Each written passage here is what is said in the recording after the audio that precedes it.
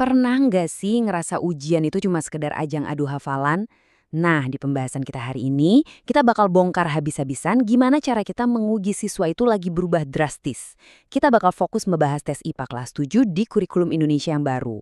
Kalau selama ini kalian mikir bikin soal ujian itu gampang, siap-siap aja. Karena proses di balik layarnya tuh beneran revolusioner banget. Masa-masa ujian akhir semester itu, ya kita semua tahulah bikin stres.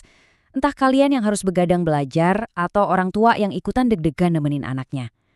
Tapi ada satu hal yang bergeser nih. Sekarang pertanyaannya bukan lagi seberapa banyak yang bisa dihafal semalam suntuk, melainkan apakah ujian ini benar-benar menguji pikiran dan nalar siswa? Kalau kalian ngikutin panduan ujian terbaru dari Kurikulum Merdeka, kalian pasti sadar ada pergeseran besar dari PAS ke ASS, alias Asesmen Sumatif Akhir Semester. Dan ini bukan sekedar pemerintah iseng ganti singkatan loh, ini perubahan cara pandang yang dirancang khusus buat menilai pemahaman siswa di level yang jauh lebih dalam.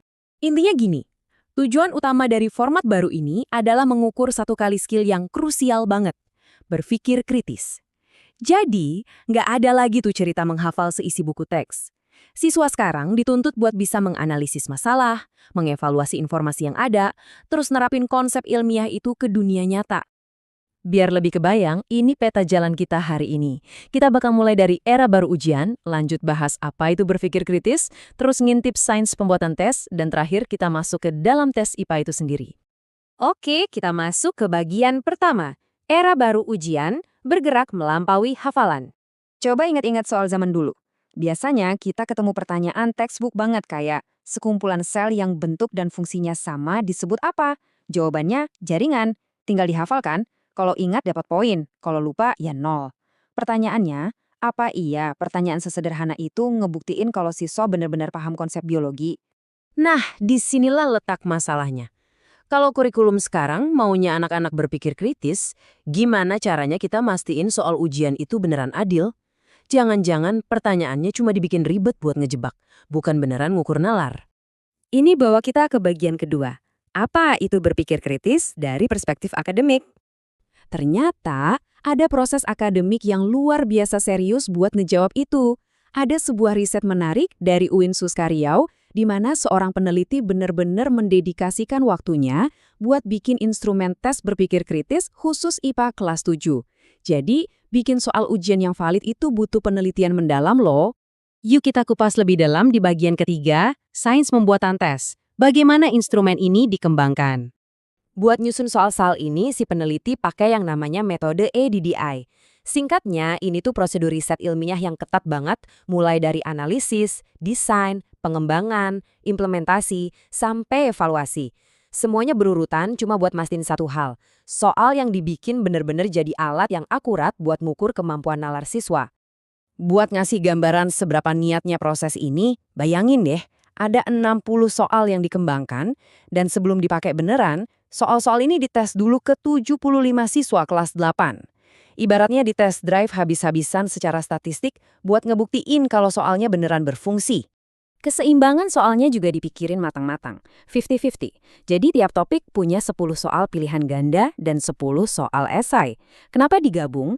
Karena pilihan ganda itu bagus buat ngetes ketelitian dan analisis. Sementara esai bakal maksa siswa buat nunjukin cara mereka berpikir secara terstruktur.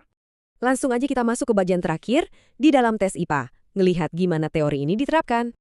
Kalau kita lihat materinya, tes berpikir kritis ini biasanya menyasar topik-topik krusial kayak bumi dan tata surya atau klasifikasi makhluk hidup.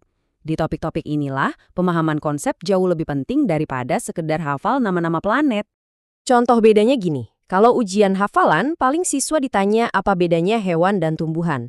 Tapi ujian kritis bakal minta siswa jelasin gimana kemampuan fotosintesis itu secara fundamental misahin peran biologis mereka di alam. Beda level banget kan cara mikirnya? Dan ini yang paling keren menurut saya. Para peneliti ini sampai menganalisis opsi jawaban salah, alias pengecoh di soal pilihan ganda. Opsi yang salah ini sengaja dibikin kelihatan sangat masuk akal secara sains. Jadi kalau ada siswa yang jawabnya asal nebak, pasti bakal gampang banget kepancing. Ini ngebuka mata kita bahwa tes yang valid itu bukan cuma soal ngukur apa yang siswa tahu, tapi juga ngukur gimana mereka bisa memilah dan mengambil keputusan di tengah informasi yang bisa bikin mereka salah kaprah. Bikin ujian yang adil dan berbobot itu beneran mahakarya teknis loh. Jadi, lain kali kalian atau adik kalian lagi siap-siap ngadepin ujian IPA, ingat deh betapa panjang dan ilmiahnya proses pembuatan soal tersebut. Dan mungkin ini saatnya kita nanya ke diri sendiri.